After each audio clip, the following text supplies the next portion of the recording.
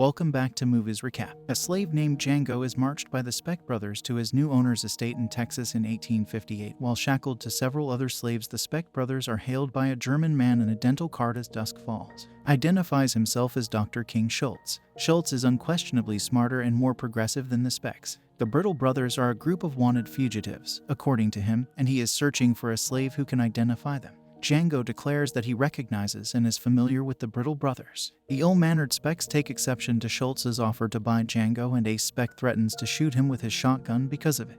As a result, Schultz lowers his lantern, pulls a handgun out of his pocket, and shoots Ace and Dickie's horse, knocking their rider to the ground. Dickie screams in agony as the horse corpse falls and smashes his leg. Schultz pays the man and receives an official title for Django despite Dickie's ongoing criticism and insults. Django, who is now free, walks up to Ace's corpse with the intention of stealing his clothes and boots. Dickie screams even louder as Django steps on the dead horse after being chastised by him. Django mounts Ace's horse while using his boots and clothing. Before Schultz and Django leave, he releases the last few slaves and instructs them to either carry the last Speck brother back to town or shoot him and run. We hear Speck pleading for his life as Django and Schultz leave on their horse. Dickie's brains are blown out as we hear a gunshot and watch blood spray. In the small village of Daughtry, which is close to El Paso, Django and Schultz arrive. To Schultz's consternation, as they move through the streets, locals pause to gape in shock at the sight of a black man mounted. Schultz double-checks certain documents to make sure he is where he should be as he fastens his cart to a hitching post. Django is subsequently barred from doing so, but the two proceed into a saloon. When Schultz demands service, the bartender exits the establishment while Schultz calls after him to send the sheriff and not the town marshal. Schultz pours beers for himself and Django while they wait and places cash on the cash register. He reveals that he is now a bounty hunter rather than a dentist and that he is looking for the Brittle brothers, who are wanted either dead or alive. He acknowledges that while he is aware of the brothers' geographical position, which is close to Gatlinburg, they have changed their names, so he wants someone who can recognize them. Django is promised his release, a $75 prize share, and the right to retain his horse if he aids Schultz in capturing the Brittle brothers. Django nods in agreement as Schultz notices the sheriff approaching from the sidewalk. With a shotgun in his hand, the sheriff walks into the saloon and orders Schultz and Django to leave. The two leave via the swinging doors after agreeing. The sheriff questions them about why they are visiting his town and displaying themselves only to cause problems, and we can see that many locals are seeing the spectacle as it takes place. Schultz waits a moment before moving forward. He shoots the sheriff in the stomach with a spring-mounted derringer that he suddenly has in his right hand. The sheriff collapses to the ground while wailing in pain, shocking the residents. The wounded sheriff is surrounded by Schultz, who then turns his derringer on him and kills him by shooting him in the head. The villagers take off running for their lives. When Schultz glances up, he orders the bartender to go get the marshal. Schultz and Django return to the saloon to wait as the bartender flees. Rifles are trained on the saloon's front entrance by the town marshal and the majority of the population as they arrive. When Schultz learns that he has 100 rifles pointed at his head, he persuades the marshal to promise not to shoot him dead in the street when he emerges. After then, Schultz walks out of the room holding a piece of paper in each hand. He explains to the marshal and the gathered citizens what really happened. That the deceased Bill Sharp, the sheriff the people of Daughtry elected, is actually Willard Peck, a wanted cattle rustler with a $200 bounty on his head. The document king is charged with discovering and delivering Peck back to the appropriate jurisdiction. Whether he is alive or not, according to Schultz, is an official document from a judge. The marshal should then pay Schultz the $200 he suggests. Later, while camping, Django confesses to Schultz that his ultimate goal is to purchase the freedom for his wife, Brumhilde von Schaft, a slave who was a German mistress's servant before being bought into slavery in the U.S. The couple tried to flee from their nasty owner Karakin, who disapproved of their marriage. The Brittle brothers captured them, tortured them, and tattooed a little R on each of their right cheeks to represent a runaway. Karakin then gave the Brittle brothers the order to sell the duo to different owners while negotiating Django's purchase price. The Brittle brothers are believed to live on an estate close to Gatlinburg, so Django and Schultz finally come up with a plan to enter the estate and have Django find the Brittle brothers. Django will portray a freed slave who has been hired to serve as Schultz's valet in the play. They arrive at Spencer Big Daddy Bennett's estate. According to Schultz, he wants to pay a hefty amount to purchase one of Bennett's slave ladies. Django is given full reign to explore the estate as Bennett and he discuss business. Django queries his escort Bettina about the Brittles. Django begins to believe that the Brittles are posing as someone else after Bettina acknowledges that she is unfamiliar with them. At this point, Bettina admits that the three Schiefer overseers did arrive within the previous year. She identifies the first person in the area. Ellis can be seen when Django uses his telescope to look into the sky. Django has a protracted flashback about fleeing with Broomhilda and pleading with Big John to save Broomhilda from the whip. In vain, when he first sees Ellis, Big John concludes the flashback by adding, "I like the way you beg, boy." Django awakens from his dream to discover that Big John and Little Raj are going to beat a little slave girl for breaking eggs on another area of the plantation. When Django shows up and yells Big John's name, the two have her bound to a tree by the arms and Big John is preparing to beat her with the whip.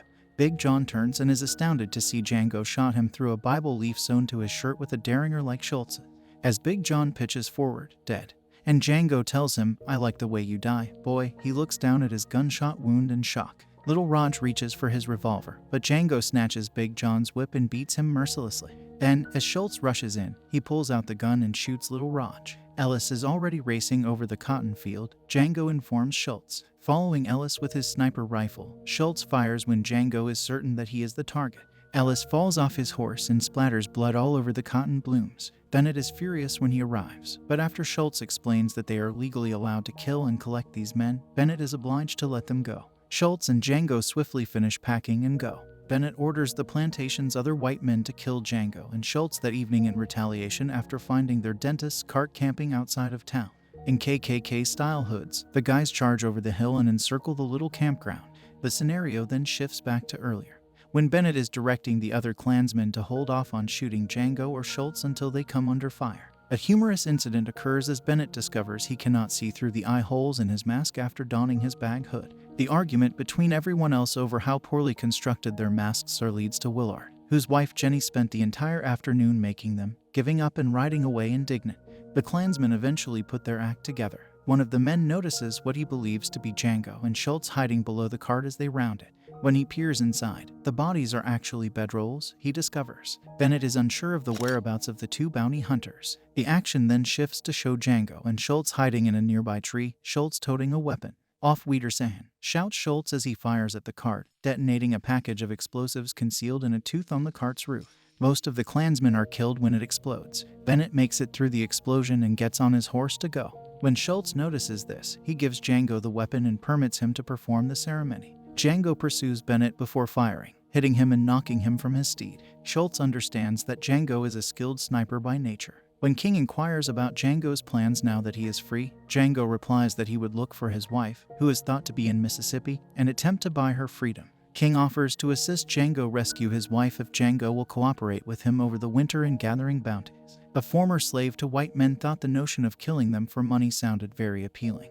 And that was the start of a brilliant collaboration that would lead to them being a highly successful bounty hunting duo. After the winter had passed and Django had kept his word to Dr. Schultz, it was time for him to do the same for him. They discovered that Broomhilda had been sold to the Candeland plantation at the Mississippi slave market.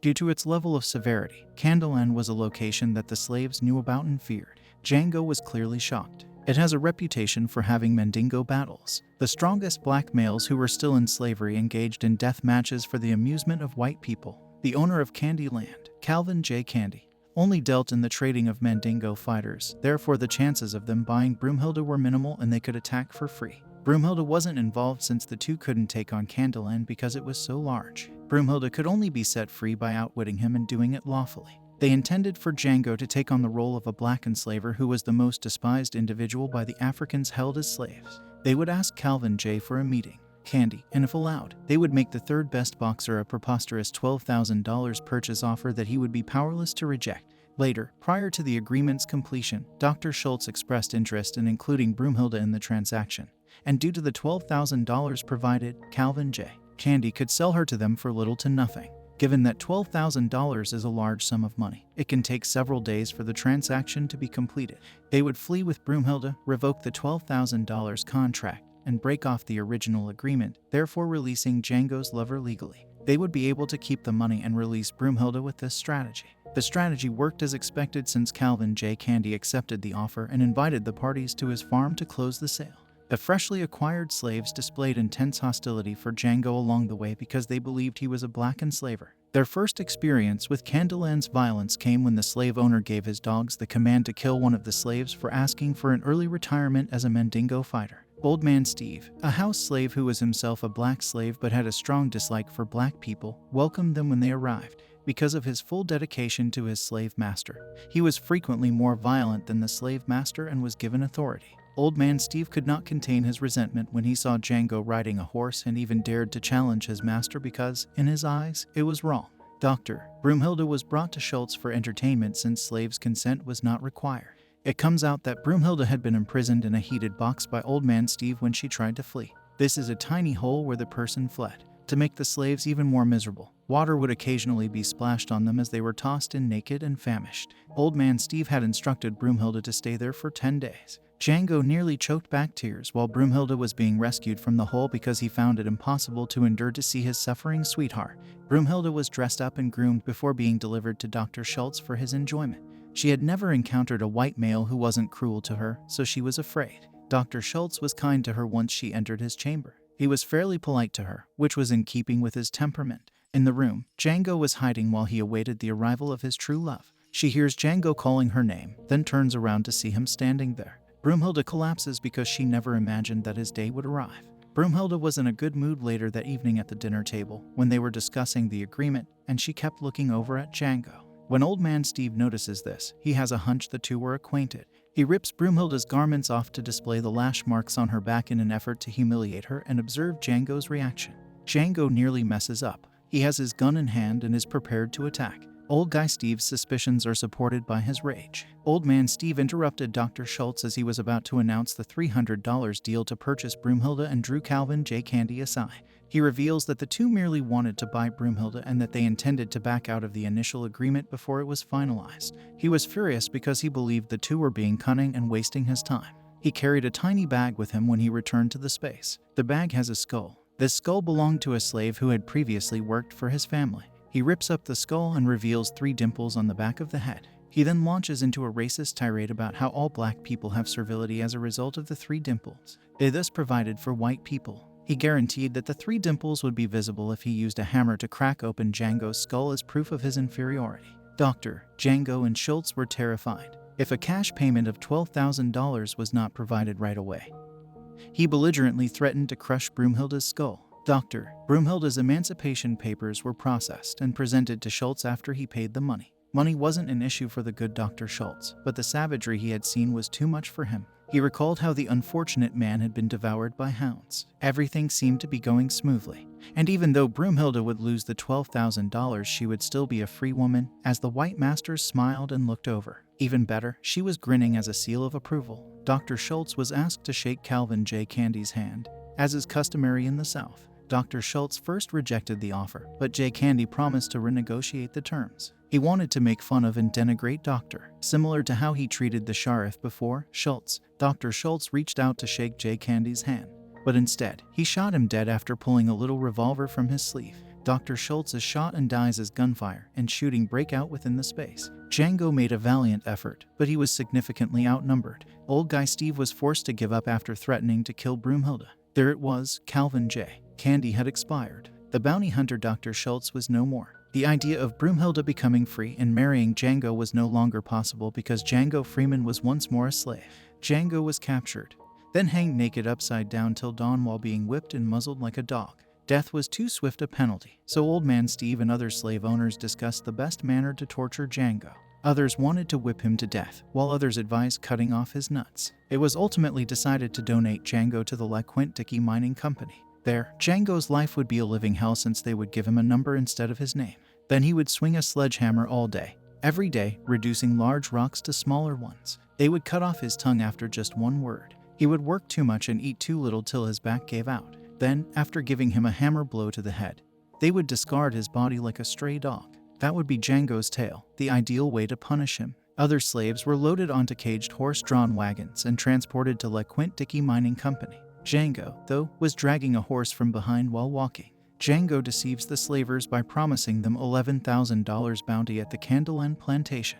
He is pretty convincing if they let him go because he even had a wanted poster with this fee. This sum of money was something that these avaricious men could not part with. He was given a gun and released go, whereupon he double-crossed them and killed all 3 slave dealers. To return to the Candle End Plantation and retrieve his bride, he mounts a horse. The funeral service for Calvin J. Candy was happening at this time. As a result, Everyone in Candyland is preoccupied. The majority of the white enslavers were discovered lounging around on the plantation, which Django could enter with ease riding his horse. They were all killed by his gunfire. He bids his longtime friend Doctor one last farewell. Schultz and his former partner Broomhilda. Django walked to the large house to await the return from the funeral of Old Man Steve and his white brethren.